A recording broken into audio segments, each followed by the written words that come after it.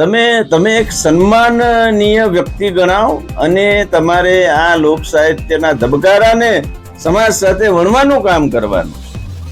આવા વિવાદો એ લોક સાહિત્યના જે કાંઈ પ્રશંસકો છે, જે લોકો લોક સાહિત્યને પ્રેમ કરે છે, એ બધા માટે ખૂબ જ દુઃખદ છે.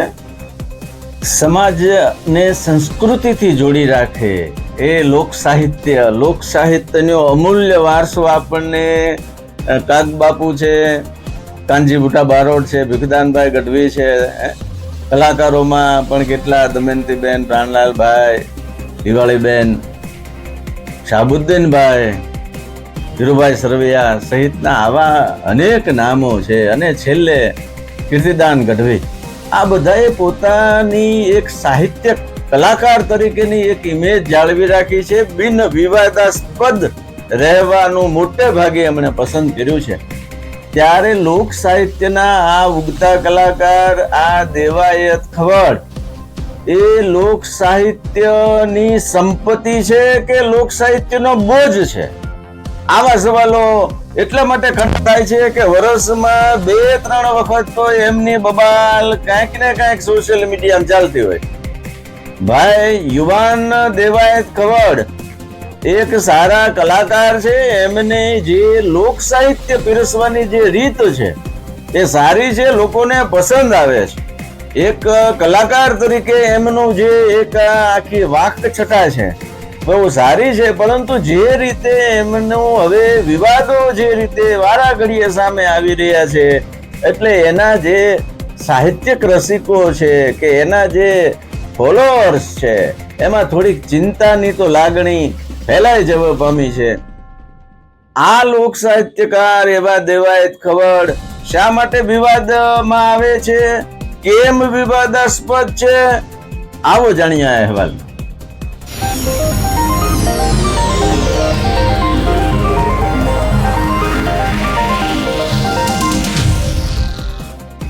નમસ્કાર, ઇવનિંગ પોસ્ટના ડિજિટલ પેજ ઉપર હું છું આપની સાથે ફરી એકવાર કુમાર.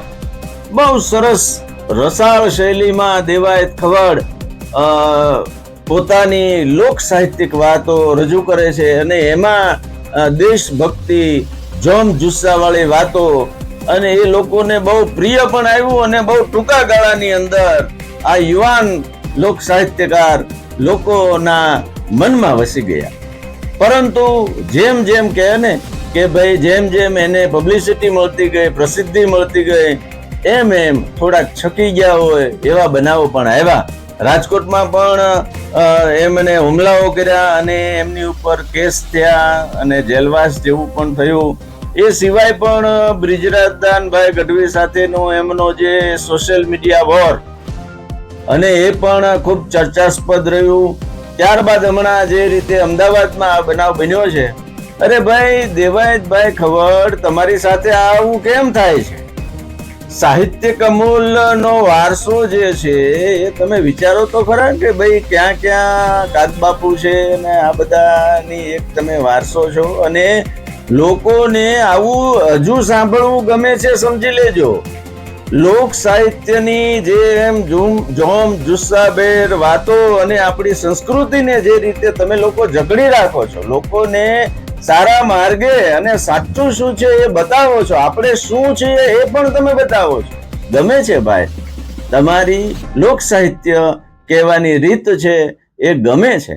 કેટલા બધા લોક સાહિત્યકારો છે, છતાં તમને જે માનપાન મળે છે અને લોકો તમને સાંભળવા આવે છે, ત્યારે તમારી સાથે અથવા તો તમે જ કેમ આવા વિવાદો કરો છો એ પણ વિચારવું પડે. અને જે કાંઈ લોક સાહિત્યના આ અમૂલ્ય વારસાની ધરોહરને આગળ ધપાવી રહ્યા છે, એમાં હવે સવાલો ઉઠી રહ્યા છે કે ભાઈ શ્રી આ દેવાયત ખવડ એ લોક સાહિત્યની સંપત્તિ આપણે ગણવાની છે કે હવે લોક સાહિત્યની માથે બોજ બની રહ્યા છે?